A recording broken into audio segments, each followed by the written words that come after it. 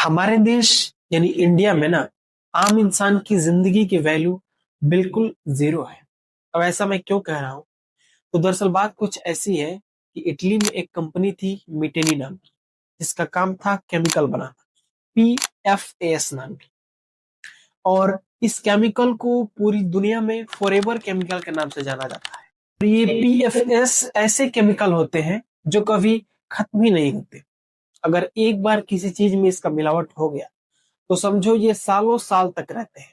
चाहे वो मिट्टी हो, हवा हो, पानी हो, या कोई भी नेचुरल पदार्थ हो, या कोई भी प्रोडक्ट, अगर एक बार किसी चीज में इसका मिलावट हो गया तो सालों साल तक रहते हैं, तो जाने का नाम ही नहीं लेते। ये बहुत खतरनाक माना जाता है।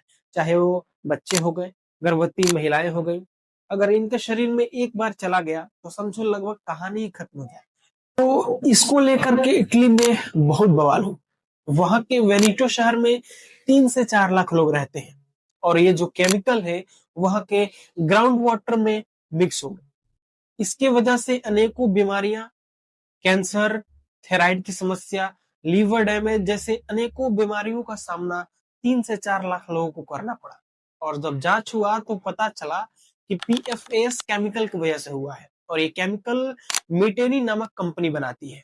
ये जब बात वहां के स्थानीय लोग तक पहुंची, उनको जब मालूम पड़ा तो लोग विरोध प्रदर्शन करने लगे, सड़कों पे उतर आए, और कंपनी के विरोध में अनेकों प्रोटेस्ट किए गए।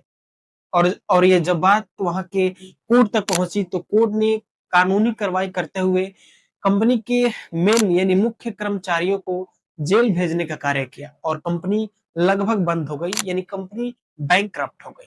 सबको लगा कि मामला रफा दफा हो गया, लेकिन इसकी कहानी यहीं पे खत्म नहीं होती है।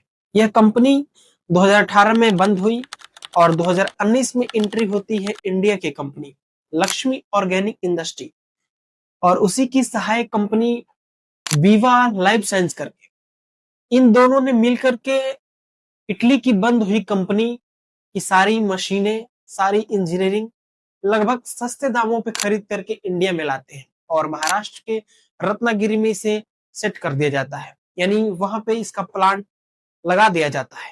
यानी सीधे तौर पे बात करें तो जिस कंपनी को इटली में यह कहकर बैन कर दिया गया था कि ये बहुत खतरनाक है सोसाइटी के लिए, समाज के लिए और इन्वायरमेंट के लिए, अब वैसे ही एक कंपनी को इंडिया में चालू कर दिया गया है। यानी सीधे तौर पे बात करें तो इंडिया में आम इंसान की जिंदगी की वैल्यू जीरो है, कोई वैल्यू ही नहीं है। आज ये फैक्ट्री महाराष्ट्र में खुली है, कल को गुजरात में खुलेगी, आने वाले समय